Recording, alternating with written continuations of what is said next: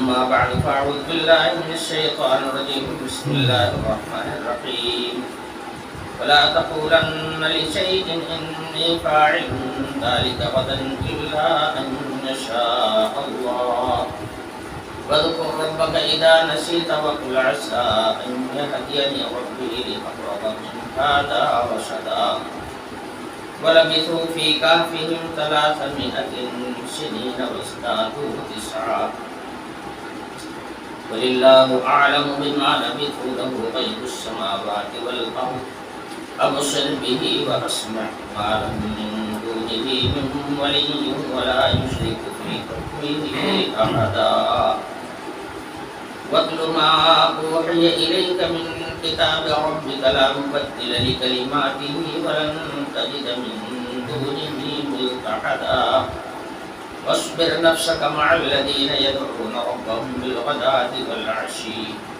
يريدون وجهه ولا تعد عيناك عنهم تريد زينة الحياة الدنيا ولا تطع من أغفلنا قلبه عن ذكرنا واتبع هواه وكان أمره فرطا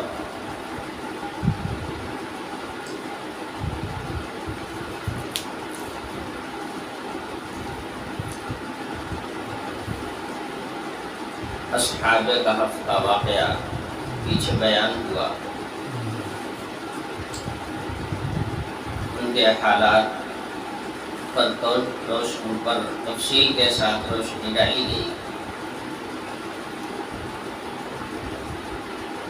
اس سورت کے نزول کا سبب یہی ہوا تھا کہ لوگوں نے حضور اکرم صلی اللہ علیہ وسلم سے سوال کیا تھا کہ سینکڑوں سال پہلے جن نوجوانوں نے اپنے دین کی حفاظت کے لیے اپنا گھر بار چھوڑ دیا تھا، ان کا قصہ کیا ہے اور ان کی صورتحال کیا ہے وہ آپ بتائیے۔ اگر آپ نبی ہیں تو آپ ان کا واقعہ بتائیے۔ 2 سوال اس کے ساتھ اور بھی کیے تھے کہ وہ بادشاہ کون سا ہے جس نے پوری دنیا کی سیر کی اور دنیا کی پیمائش کی، اور تیسرے روح کی حقیقت کیا ہے۔ اسی پس منظر میں سورہ کہف کا نزول ہوا، اس لیے جناب رسول اللہ صلی اللہ علیہ وسلم کو تاریخ کے علم کا تو کوئی دعویٰ تھا نہیں کہ میں تاریخ کا سب سے بڑا عالم ہوں۔ حضور پہ یہ فرماتے تھے کہ میں کچھ نہیں ہوں، میں صرف اللہ کا رسول ہوں۔ ان انا الا رسول مبین، میں تو صرف اللہ کا بھیجا ہوا رسول ہوں، جو اللہ کہتا ہے وہی میں بتا دیتا ہوں، بس اتنے کام ہے میرا، میں تو اللہ کا ایک قاصد ہوں۔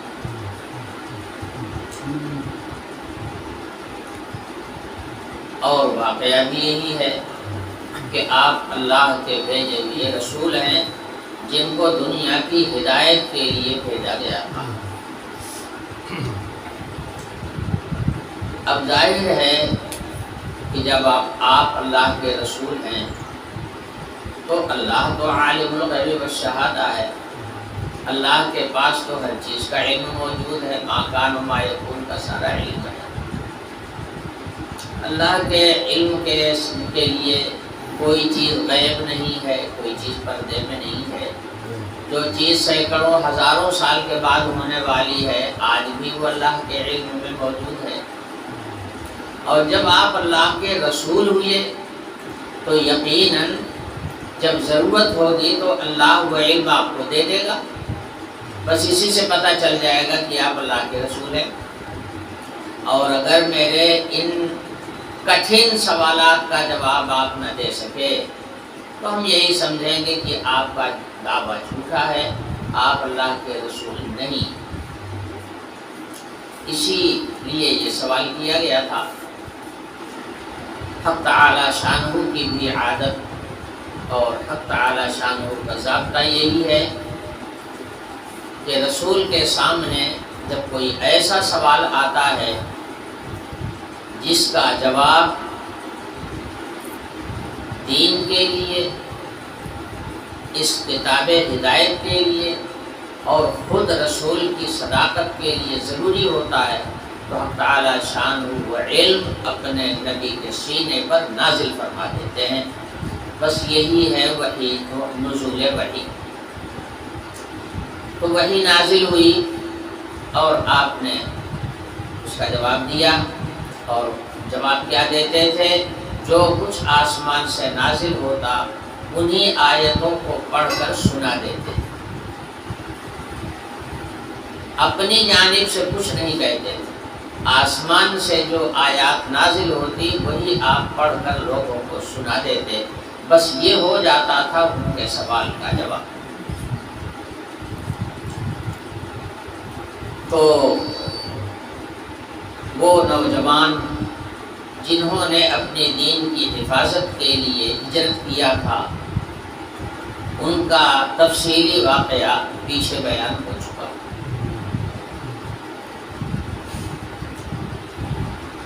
یہ آیت جو آ رہی ہے آگے، یہ خود حضور اکرم صلی اللہ علیہ وسلم کو ایک تنبیہ ہے اور گویا ایک تاکید ہے۔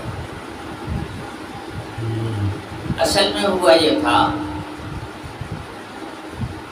کہ جب ان لوگوں نے حضور کے سامنے سوال رکھا تو حضور نے ارشاد فرمایا کہ ٹھیک ہے، میں اس کا جواب کل دوں گا۔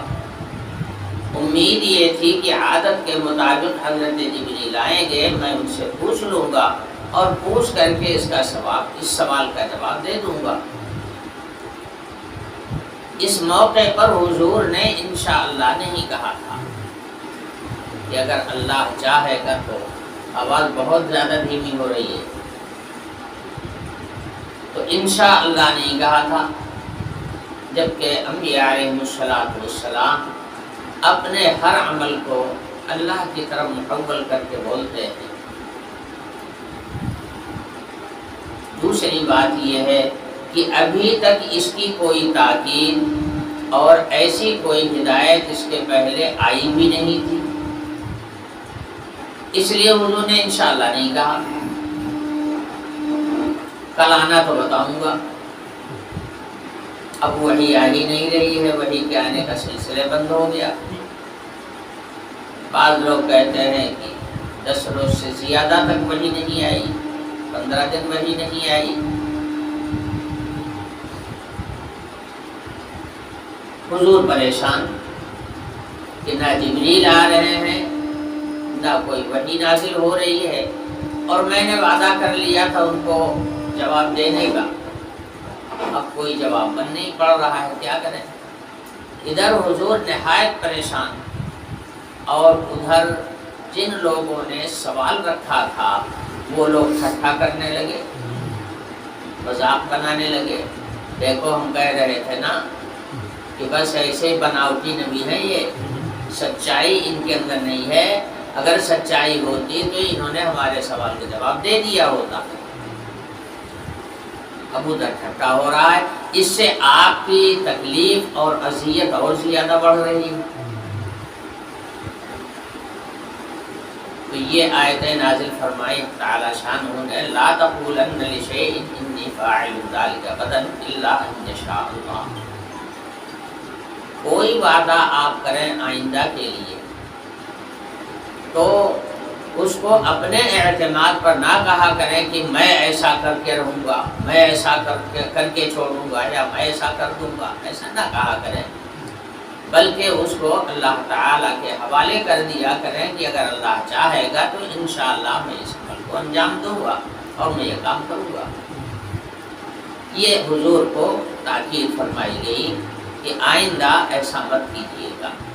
گویا یہ سزا تھی کہ اتنا دن تک جو وحی نہیں آئی، گویا یہ سزا کے طور پر تھا کہ تم نے انشاءاللہ کیوں نہیں کہا۔ اب تاکید فرما دی گئی کہ آئندہ جب بھی کوئی وعدہ کیجئے، جب بھی کسی کام کے کرنے کا عزم کیجئے تو انشاءاللہ کے ساتھ کیجئے، اللہ کے نام کو شامل کر لینے سے اس کے اندر برکت آ جائے گی۔ اور اگر آپ اپنے اعتماد پر کوئی بات کریں گے تو ظاہر ہے کہ انسان کی بنیاد ہی کتنی ہے، وہ کیا کر سکتا ہے۔ یہ تاکید فرمائی گئی وَلَا تَقُولَنَّ لِشَيْءٍ إِنِّي فَاعِلٌ ذَلِكَ غَدًا إِلَّا إِنْ شَاءَ اللَّهُ۔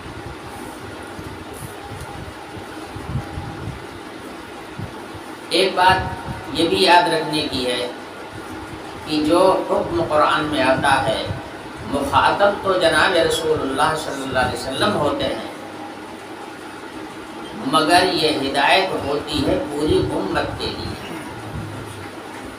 ہر مومن کے لیے یہی ہدایت ہوتی ہے، جو عمل اللہ پاک اپنے نبی کو بتائیں گے وہ نبی کے ذریعے سے پوری امت کے لیے ہوتا ہے۔ تو یہ ہم لوگوں کی بھی ذمہ داری بنتی ہے کہ اگر کوئی وعدہ کرے آئندہ کے لیے یا کوئی عزم کرے کسی کام پہ کرنے کا تو انشاءاللہ اس میں شامل کر لیا جائے، ورنہ تو پھر اللہ کا نام اگر بھی اس میں نہ لیا گیا تو پھر گویا اپنا اعتماد ہوا کہ ہم ایسا کریں کہ ہم بڑے طاقتور ہیں، اور اپنی طاقت کوئی چیز نہیں ہے۔ دیکھیے دقیانوس اتنا بڑا بادشاہ تھا اور اتنا جبرا تھا کہ جسے چاہتا تھا قتل کرا دیتا تھا، جسے چاہتا تھا اجاڑ دیتا تھا۔ اس نے ان نوجوانوں کو کیا کہا تھا کہ میں باہر جا رہا ہوں، واپس آؤں گا تو میں پھر بلاؤں گا، تمہارے لیے دو ہی راستے ہیں، یا تو ہماری بات کو مان لو ورنہ پھر دنیا سے جانے کے لیے تیار رہو، ہم دنیا میں نہیں رہنے دیں گے۔ کہا تھا نا، اپنے اعتماد پر کہا میں ایسا کروں گا، اپنے بلبوتے پہ کہا، اپنی طاقت کے گھمنڈ میں کہا تھا۔ اصحاب کہف جیتے رہے اور وہ مر کے سڑ کے گل گیا، اس کا نام و نشان ختم ہو گیا، اور ایک بال بھی تو ادھر سے ادھر نہیں کر پایا اصحاب کہف کا۔ تو یہ طریقہ جو ہے اصل میں فرعونوں کا ہے، یہ طریقہ متکبرین کا ہے، میں ایسا کر کے چھوڑوں گا، میں ایسا کر کے دکھاؤں گا۔ یہ متکبرین کی روش ہے، یہ اہل اللہ کی روش نہیں ہے، اللہ والوں کی روش نہیں ہے۔ تو گویا امت کو یہ سبق دے دیا گیا کہ وہ متکبرین کا راستہ مت اختیار کرو، بلکہ اولیاء کرام، اولیاء اللہ، انبیاء علیہ السلام کا جو طریقہ رہا ہے اس طریقے کو اختیار کرو کہ وہ اپنے اعتماد پر کوئی بات نہیں کہتے بلکہ اللہ کی طرف محول کر کے بولتے۔ اس کے بعد اگلی آیت میں ایک ضابطہ بیان فرمایا گیا۔ مومن کے ایمان کا تقاضا یہ ہے کہ اس کے ذہن و دماغ میں ہر وقت اللہ کا استحضار ہو، یعنی اللہ سے کسی وقت غافل نہ رہے، اس کے دماغ میں، اس کے تصور میں اللہ موجود رہے، اللہ کی یاد برقرار رہے، ہونا یہ چاہیے۔ اور جب اللہ سے غافل نہیں ہوگا، چاہے بڑا کام پیش آوے چاہے چھوٹا کام پیش آوے، الجھن والا کام پیش آوے کہ اطمینان والا کام پیش آوے، ہر حال میں جب اس کی نظر اللہ پاک کی طرف رہے گی تو وہ اللہ سے غافل نہیں ہوگا۔ لیکن انسان کا دل عجیب و غریب ہے، اس کے اوپر حالات آتے اور جاتے رہتے ہیں، طرح طرح کے خیالات پیدا ہوتے رہتے ہیں۔ دوسری بات یہ ہے کہ دل تو پورے جسم میں ایک ہی ہے، اس لیے جس کام کی طرف آدمی کو توجہ ہوگی اس کا دل اسی کی طرف مڑ جائے گا، باقی چیزیں جو ہیں اس کی طرف سے وہ غافل ہو جائے گا۔ انسان کی توجہ ایک ہی جانب ہوتی ہے، کئی جانب ایک ساتھ توجہ نہیں ہوتی۔ ہاں ہلکی سی جھلکی دوسری بھی ملتی ہے، وہ بات دوسری ہے۔ آپ دیکھیے کسی سے بات کرنے لگیے تو آپ کا کان جب ادھر متوجہ ہوگا تو آپ کی آنکھ بھی اسی طرح متوجہ ہوگی، کان بھی اسی طرح متوجہ ہوگا، ذہن دماغ سب اسی طرح متوجہ ہوگا کہ یہ آدمی کیا بول رہا ہے۔ جب اس طرح سے آپ اس کی بات کو سنیں گے تو اس کی ہر بات کو سمجھیں گے بھی، یاد بھی رہے گی۔ اور ایک سننا یہ ہے کہ ہم بولتے جا رہے ہیں، آپ آدھا ادھر سن رہے ہیں، آدھا دوسرا کچھ سوچ رہے ہیں، نہ یہ پلے پڑے گا نہ وہ پلے پڑے گا، ایک بھی ہاتھ نہیں آئے گا۔ تو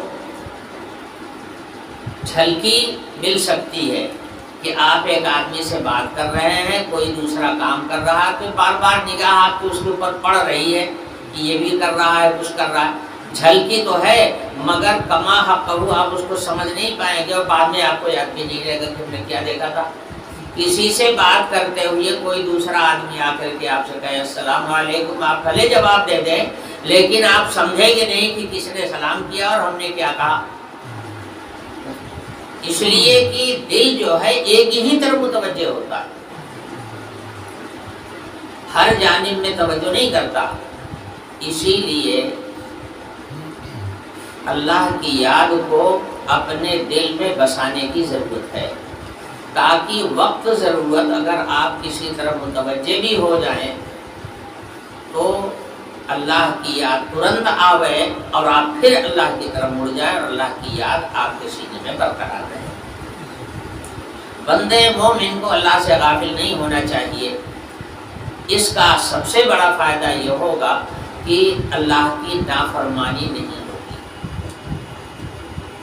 کوئی خطا نہیں ہوگی، کوئی عمل خلاف شریعت نہیں ہوگا، مگر یہ جبھی ہوگا جب اللہ کی یاد آپ کے دل دماغ میں بسی ہوئی ہوگی تب۔ اور اگر اللہ کی یاد دل دماغ میں نہیں ہوگی تو آپ جو کام کریں گے ہماتن اسی طرف متوجہ ہو جائیں گے اور بس اسی کے ہو کے رہ جائیں گے، اللہ کی طرف پھر دھیان نہیں جائے گا۔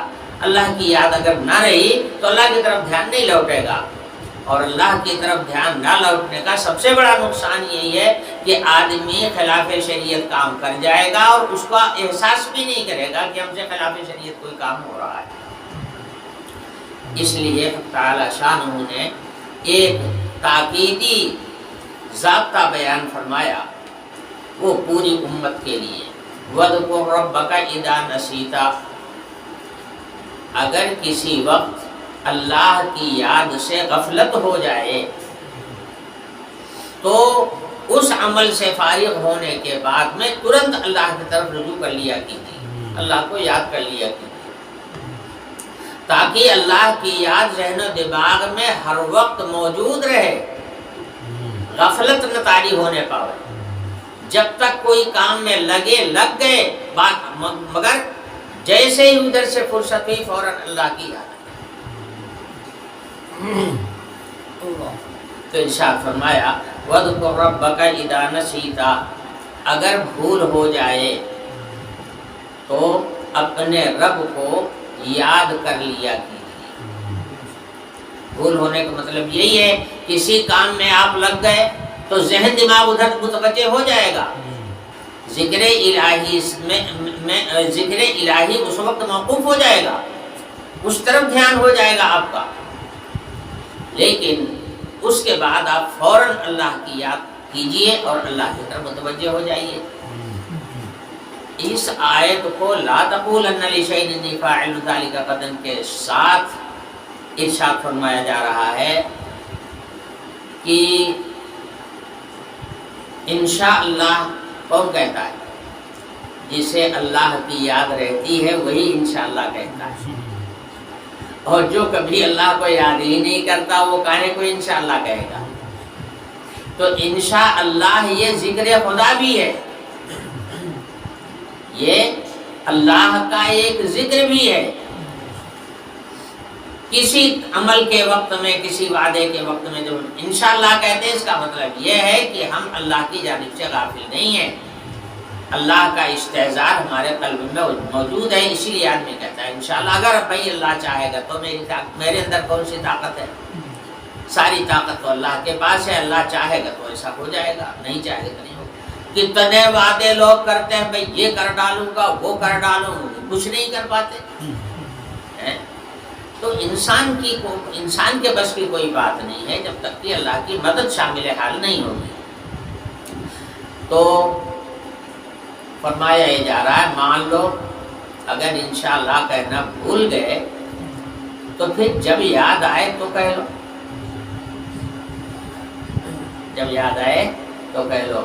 حضرت عبداللہ بن عباس رضی اللہ عنہ اور حضرت مجاہد اور حضرت حسن بصری رحمۃ اللہ علیہ، یہ حضرات یہی فرماتے ہیں کہ اگر انشاءاللہ کہنا بھول گیا تو جب یاد آئے کہ میں نے انشاءاللہ نہیں کہا تھا تو اب انشاءاللہ کہہ لیں۔ اور دلیل وہ حضرات اس بات کی پکڑتے ہیں، اس روایت کو لیتے ہیں، دلیل میں اس روایت کو لیتے ہیں جس میں آتا ہے کہ حضرت عبداللہ بن عباس رضی اللہ عنہ کہتے ہیں کہ جب یہ آیت نازل ہوئی وَاذْكُرْ رَبَّكَ إِذَا نَسِيتَ، تو حضور اکرم صلی اللہ علیہ وسلم نے فرمایا انشاءاللہ۔ اب حضور کا ایک عمل پایا گیا، کئی دن ہو گئے تھے، کئی دن گزر چکے تھے، اور جب آیت میں متنبہ کیا گیا تو اس وقت حضور نے فرمایا انشاءاللہ۔ تو ظاہر روایات پر نظر رکھنے والے محدثین اور فقہا وہ اس بات کی طرف گئے ہیں کہ اگر انشاءاللہ کہنا بھول گیا تو جب یاد آوے تب انشاءاللہ کہہ لینا چاہیے۔ یہ ان حضرات مفسرین کی رائے ہے، اور بعض محدثین بھی اسی کے قائل ہیں۔ لیکن سیدنا حضرت امام اعظم ابو حنیفہ رحمۃ اللہ علیہ فرماتے ہیں کہ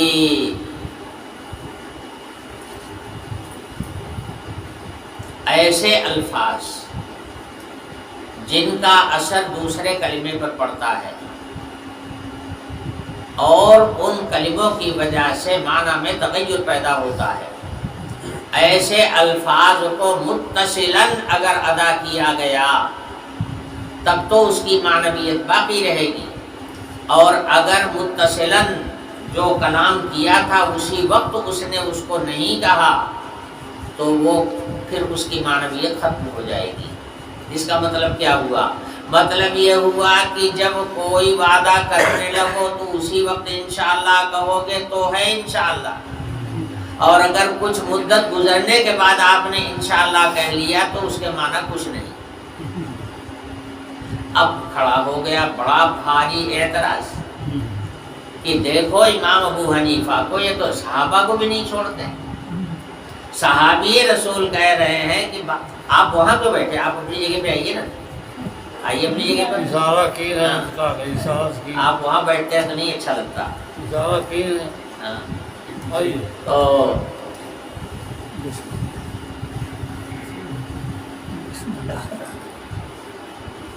لوگوں نے اعتراض کیا اس پر کہ دیکھو امام ابو حنیفہ کو یہ تو صحابہ کو بھی نہیں چھوڑتے۔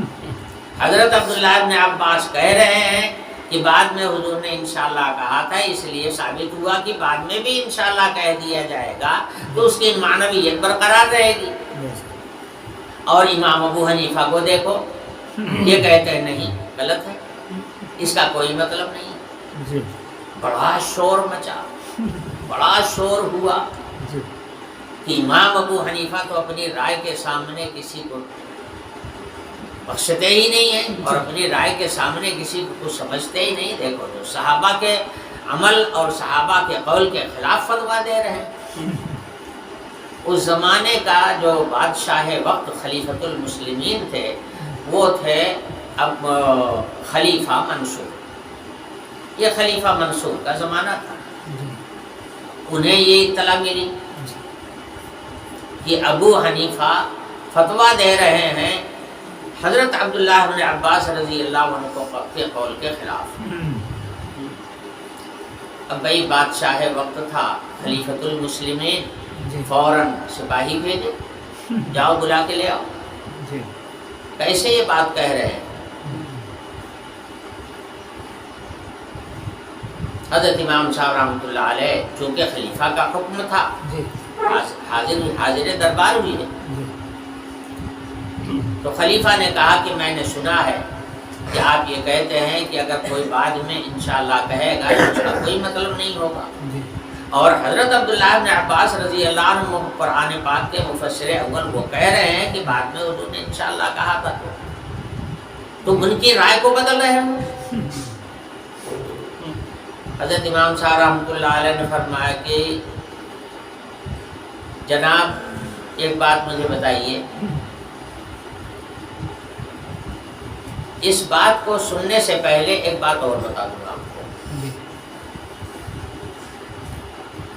کسی قول و قرار کے وقت کسی کوئی معاہدہ ہو رہا ہے، عہد لیا جا رہا ہے، عقد ہو رہا ہے، اس میں اگر لفظ انشاءاللہ کوئی داخل کر دیتا ہے تو وہ عقد ختم ہو جائے گا، اس کا کوئی مطلب نہیں رہ جائے گا. مثلا شادی ہو رہی ہے، لڑکا اور لڑکی، اس نے کہا تم نے قبول کیا، اس نے کہا انشاءاللہ قبول کیا، نکاح نہیں ہوگا. بھئی اللہ کی مشیت کسے معلوم ہے؟ اللہ کی مشیت کون جانتا ہے؟ اللہ انشاءاللہ کے معنی اگر اللہ نے چاہا. اب اللہ کے چاہنے کو سمجھیں کہ کیسے؟ اللہ نے چاہا کہ نہیں چاہا. کسی نے طلاق دیا اپنی عورت کو، میں طلاق دے رہا ہوں انشاءاللہ، فقہ نے لکھا ہے طلاق نہیں پڑے گی، اس لیے کہ اللہ نے چاہا کہ نہیں چاہا اس کا علم کیسے ہو؟ تو اسی طرح سے آپ نے سامان خریدنے کے لیے دکان کھلوائی، دکان پہ گئے، بھائی یہ سامان تم مجھے اتنے میں دے دو گے یا اتنے میں دے دو؟ اس نے کہا انشاءاللہ دے دوں گا. عقد نہیں ہوا. یہ خرید و فروخت تو درست نہیں ہے، صحیح نہیں ہے. وجہ اس کی یہ ہے کہ انشاءاللہ سے استثناء ہو رہا ہے، ایک شرط ہے، اور شرط کا معاملہ یہ ہوتا ہے جیسے آپ نے کہا اگر میرا فلانا کام ہو جائے گا تو میں درس میں جاؤں گا. تو اگر وہ کام ہو گیا تو ٹھیک ہے آپ درس میں آئیں گے، اور اگر وہ کام نہ ہوا تو وہ وعدہ آپ کا کہ میں درس میں آؤں گا وہ ضروری نہیں رہا، اس لیے کہ شرط نہیں پائی گی. شرط نہیں پائی گی. اگر میں آپ کے یہاں آؤں گا تو آپ کا پان کھاؤں گا، مگر آئے ہی نہیں تو کیا کھائیں گے؟ ہوا. بھئی پہلے آنا پایا جائے گا نا. تو اسی کو کہتے ہیں شرط. شرط کا جو لفظ ہے وہ ایسا لفظ ہے کہ اذا فات الشرط فات المشروط. اگر شرط پائی گئی تو وہ حکم لگے گا، اور اگر شرط نہیں پائی گئی تو حکم نہیں لگے گا. بعض لوگ طلاق دیتے ہیں اپنی عورتوں کو طلاق دے دیتے ہیں، اگر تے گھر میں داخل بھے تو کا طلاق. اب بیچاری بچاوے گھر میں داخل نہ ہو، باہر باہر رہے. اگر وہ گھر میں داخل ہوگی تو طلاق ترنت پڑ جائے گی، اور جب تک گھر میں داخل نہیں ہوگی طلاق نہیں پڑے گی. تو بات یہ ہے کہ عہود میں، عقود میں، ان چیزوں میں اور معاملات میں لفظ یہ شرط کا جو لفظ ہے نہیں لایا جاتا. اگر شرط کا لفظ آپ لے آئیں گے تو پھر دیکھا یہ جائے گا وہ شرط پائی گئی کہ نہیں پائی گئی. اگر شرط پائی گئی تو حکم لگے گا، اور شرط نہیں پائی گئی تو حکم نہیں لگے گا. اب معاملہ ہے اللہ کی مشیت کا، تو اللہ کی مشیت کو جانتا کون ہے دنیا میں؟ اللہ نے چاہا کہ نہیں چاہا تو کیسے جانیں گے ہم اس بات کو؟ اس لیے ایسے معاملات ہی ختم ہو جاتے ہیں. اب سنیے، جب خلیفہ منصور نے اپنے دربار میں حضرت امام صاحب رحمۃ اللہ علیہ کو بلایا اور اس نے حضرت کو سزا دینے کا ارادہ کیا تھا کہ کوئی اس پر سزا دوں گا کہ ایک صحابی رسول کے فتویٰ کے خلاف آپ فتویٰ دے رہے ہیں، آپ کی مجال کہاں سے ہوئی؟ سزا دینے کے مقصد سے اس نے بلوایا. حضرت امام صاحب رحمۃ اللہ علیہ سمجھ گئے. حضرت نے فرمایا کہ جناب اگر آپ اس استثناء کو معتبر مانتے ہیں کہ مدت گزرنے کے بعد بھی انشاءاللہ کہہ سکتا ہے، کئی دن کے بعد بھی انشاءاللہ کہہ سکتا ہے۔ اگر آپ اس کو کہتے ہیں تو یہ حکم آپ کی خلافت کو بھی متاثر کرے گا۔ آپ جو خلیفہ بنے ہوئے ہیں، خلافت کس بنیاد پہ بنتی ہے؟ تمام مسلمان متفق ہو کر کے بیعت کرتے ہیں خلافت پر کہ میں ان کو اپنا خلیفہ منتخب کرتا ہوں۔ یہ بیعت آپ کے ہاتھ پر بیعت ہوتی ہے، تمام مسلمان بیعت کرتے ہیں، اسی بنیاد پر آپ کی خلافت قائم ہوتی ہے۔ اگر بعد کا انشاءاللہ معتبر ہو جائے تو یہ بھی تو ہو سکتا ہے کہ لوگ یہاں آ کے دربار میں آپ کے ہاتھ پر بیعت کریں اور گھر جانے کے بعد کہہ دیں انشاءاللہ، تو آپ کی بیعت رہ جائے گی کہ ٹوٹ جائے گی؟ ایسا مسکت جواب تھا حضرت کا کہ خلیفہ خاموش ہو گیا، خلیفہ خاموش ہو گیا۔ اس کے بعد جس آدمی نے یہ شکایت کیا تھا خلیفہ سے آ کر کے، اس آدمی کو بلوایا اور فرمایا کہ اس کو دربار سے باہر نکال دو۔ اتنے زبردست عالم تھے حضرت امام اعظم ابو حنیفہ رحمۃ اللہ علیہ کہ ایسا عالم اس کے بعد پھر اس امت پہ پیدا نہیں۔ اللہ نے بڑی دور رس نظر عنایت فرمائی تھی، بڑی گہرائی تک ان کی نگاہ پہنچی ہوئی۔ خلیفہ خاموش ہو گیا۔ اچھا، ایک مفہوم تو اس آیت کا یہی ہے جو میں نے بتایا کہ اگر اس وقت بھول گیا تو بعد میں انشاءاللہ کہہ لے۔ بعض لوگ کہتے ہیں کہ درست ہو جائے گا، حضرت امام فرماتے ہیں کہ یہ اس کا کوئی اعتبار نہیں ہوگا، یہ قابل حکم نہیں ہوگا۔ دوسرا مفہوم آیت کا یہ ہے کہ اگر کسی وقت اللہ سے غفلت ہو جائے،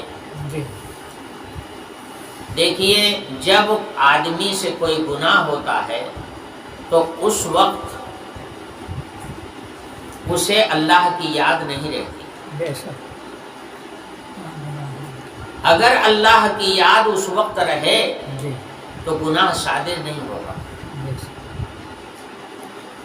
اور یا تو پھر پکا جاہل ہی ہو، نہ وہ اللہ ہی کو پہچانتا ہو اور وہ نہ وہ گناہ ہی کو سمجھتا ہو کہ یہ گناہ ہے، تو چاہے جو کرے۔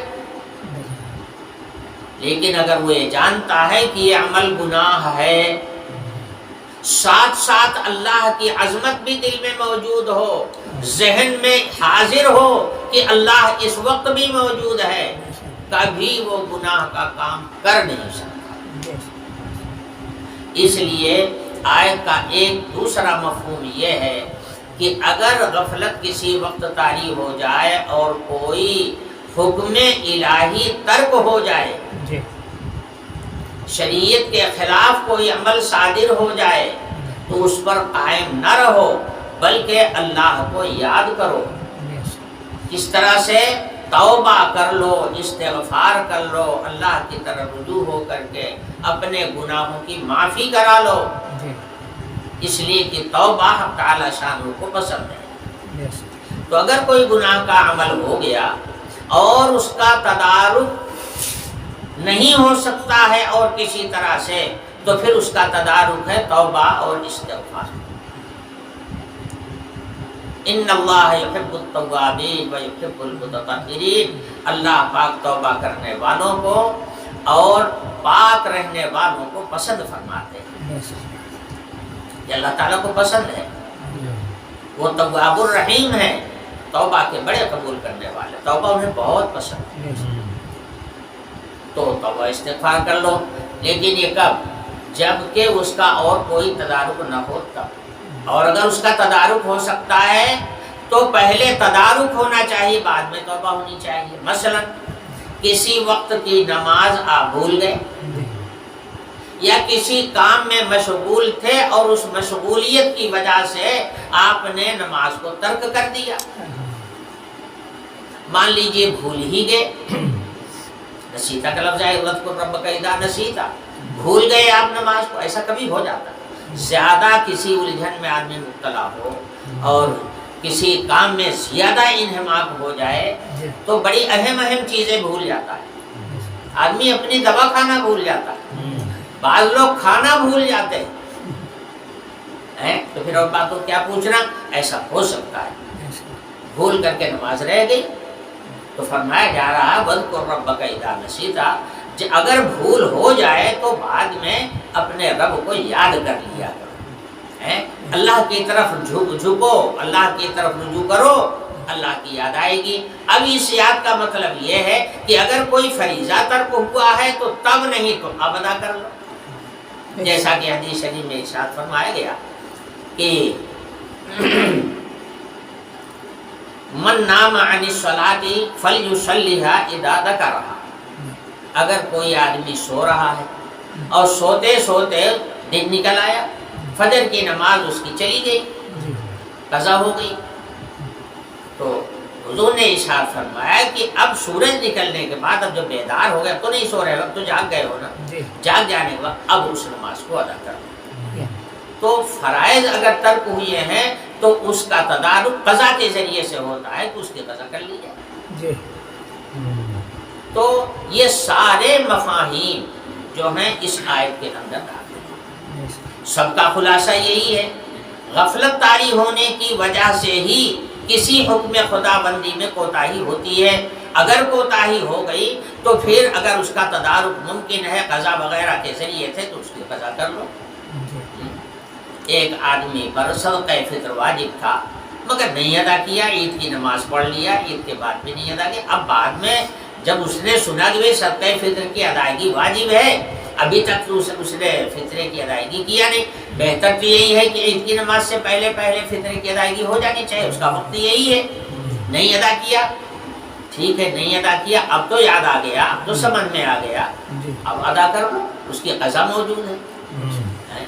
تو جس چیز کی قضا ہو سکتی ہے اس کی قضا کر لی جائے، اور جس چیز کی قضا ہو ہی نہیں سکتی ہے، ایسا عمل ہے کہ جب چھوٹ گیا تو چھوٹ گیا، تو پھر اس کا تدارک توبہ اور استغفار کے ذریعے سے ہوتا ہے، اللہ سے توبہ کرے، استغفار رب العالمین اس وقت بھول ہو گئی، مجھ سے چوک ہو گئی، اب آئندہ ایسا نہیں کروں گا، اللہ پاک انشاءاللہ اس کو بھی بخش دیں گے۔ یہ مفہوم ہے آیت کا وَاذْكُرْ رَبَّكَ إِذَا نَسِيتَ، اگر بھول چوک ہو جائے تو اپنے رب کی طرف رجوع کر لیا کرو، اپنے خدا اپنے رب کو یاد کر لیا کرو۔ وَقُلْ عَسَىٰ أَن يَهْدِيَنِ رَبِّي لِأَقْرَبَ مِنْ هَٰذَا رَشَدًا۔ اس کے بعد تعالیٰ شانہ نے اپنے نبی کو فرمایا کہ جواب تو آپ نے دے دیا کہ اصحاب کہف کا واقعہ کیا تھا وہ تو آپ نے بتا دیا، لیکن آپ کی نبوت کی تصدیق کوئی صرف اسی ایک واقعے سے نہیں ہوگی کہ ایک واقعہ آپ نے بتا دیا تو بس اب آپ کی نبوت مسلم ہو جائے گی اور سب مان لیں گے، سمجھے؟ اور یہ بھی ضروری نہیں کہ جن لوگوں نے سوال کیا تھا وہ مان ہی لیں، اس لیے آپ ان سے یہ کہہ دیجئے ہو سکتا ہے کہ اللہ پاک مجھے ایسی دلیلیں عطا فرما دیں جو اس سے زیادہ مضبوط ہو میری نبوت کے ثابت کرنے کے لیے، میری نبوت کے ثبوت پر ہو سکتا ہے اس سے بڑی دلیل حق تعالی شانہ ہم کو عنایت فرما دے۔ تو دلیل ہے یہ کہ جو واقعہ سینکڑوں سال پرانا ہو چکا ہے اس کی تفصیلات جو اب لوگ جانتے ہی نہیں ہیں اور آپ اس کی پوری تفصیل ترتیب کے ساتھ بیان فرما رہے ہیں، تو بلا شبہ یہ آپ کے نبی ہونے کی کھلی ہوئی دلیل ہے، مگر یہی ایک دلیل نہیں ہے نبوت کی تو بہت ساری دلیل ہے۔ اللہ پاک ہو سکتا ہے کہ اس سے زیادہ مضبوط اور قوی دلیل آپ کو دوسری عنایت فرما دے۔ حضور اکرم صلی اللہ علیہ وسلم چل رہے ہیں اور پتھر جھک جھک کر کے سلام کر رہے ہوں، پیڑ جھک جھک کر کے سلام کر رہے ہوں، حضور کہہ دے دو پیڑوں کو کہ ادھر آ جاؤ تو وہ دونوں پیڑ چل کر کے آ جائیں، اور اس کے بعد کہتے ہیں واپس چلے جاؤ تو اپنی جگہ پر جا کر کے وہ کھڑے ہو جائیں. چاند کی طرف انگلی سے اشارہ کر دیں تو چاند کے ٹکڑے ہو جائیں, 2 ٹکڑے 2 سمت میں چلے جائیں اور اس کے بعد پھر دونوں آ کر کے مل جائیں. حضور نے فرمایا کہ مجھے معراج ہوئی, مجھے بیت المقدس لے جایا گیا. لوگوں نے کہا بہت بڑھیا کہا آپ نے. اب ہم آپ سے پوچھتے ہیں بیت المقدس میں کتنی کھڑکیاں ہیں, کتنے دروازے ہیں, کس سمت میں اس کا دروازہ ہے؟ آپ ذرا بتائیے تو سب. اگر آپ گئے تھے بیت المقدس تو بتائیے. جی. لوگوں کے لیے اچنبھا اس لیے تھا کہ جہاں حضور کہہ رہے تھے کہ میں بیت المقدس گیا تھا, وہاں سے بیت المقدس کی مسافت 1 مہینے کی, یعنی اس وقت 1 مہینہ آدمی چلتا تو کہاں پہنچتا. اور حضور مکے سے 1 دن 1 منٹ کے لیے بھی کہیں باہر نہیں گئے. تو یہ بات تو غلط ہے. شام بھی آپ یہیں تھے, صبح بھی آپ یہیں تھے, تو آپ گئے کب؟ اس وقت تو ہوائی جہاز بھی نہیں جی. اور ہوائی جہاز بھی اتنا تیز رفتار تو نہیں ہے. رات تو ہوائی اڈے پر صرف جانچ پڑتال میں گزر جاتی ہے. 4 گھنٹے 5 گھنٹے وہاں ایئرپورٹ پر بٹھا کر کے نہ جانے کتنی پوچھ گچھ ہوتی ہے, کیا کیا ہوتا ہے. تو 1 رات تو آدمی کسی میں گزر جاتی ہے, پہنچے گا کب اور پہنچ کے لوٹے گا کب؟ جی.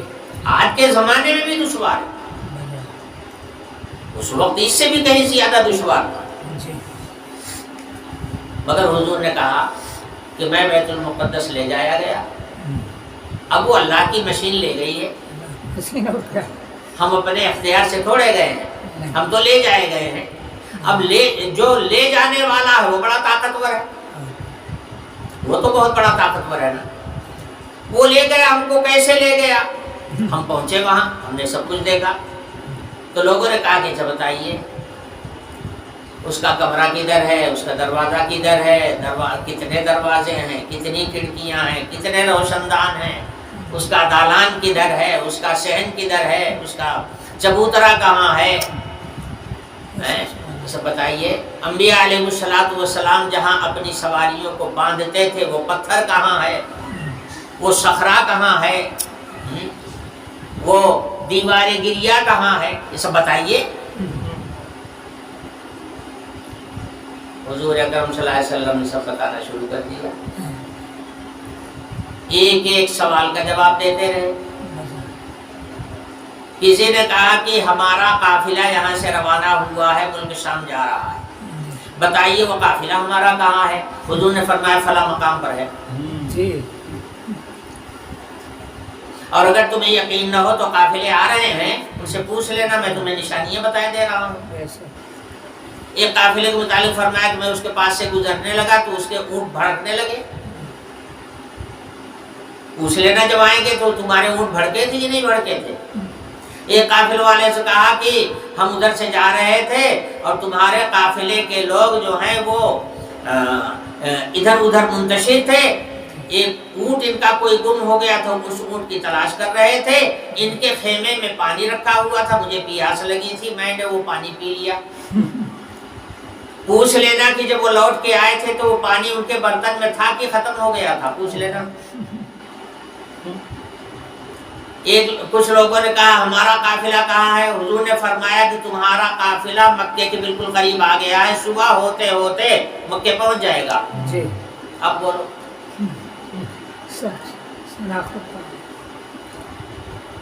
جس سفر کے متعلق گمان بھی نہیں کیا جا سکتا تھا, انکار ہی انکار تھا, اب حضور سے پوچھا جا رہا ہے تو حضور سارے سوالات کا جواب دیتے چلے جا رہے ہیں.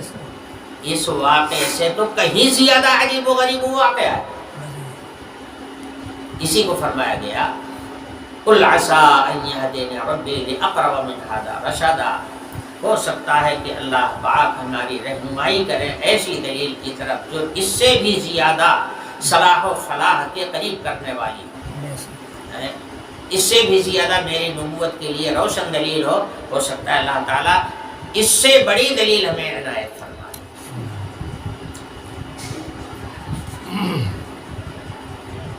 ٹائم تو ختم ہو گیا ہے، آپ لوگ ذرا پابندی کریں ٹائم کی، 6 بجے اگر آ جائیں تو جلدی، کو اصل میں پڑھانا بھی رہتا ہے نا، کلاس بھی لگتا ہے، اس لیے آئندہ سے ذرا خیال رکھیں، 6 بجے ہی آنے کی کوشش کریں۔ وآخر دعوانا الحمدللہ۔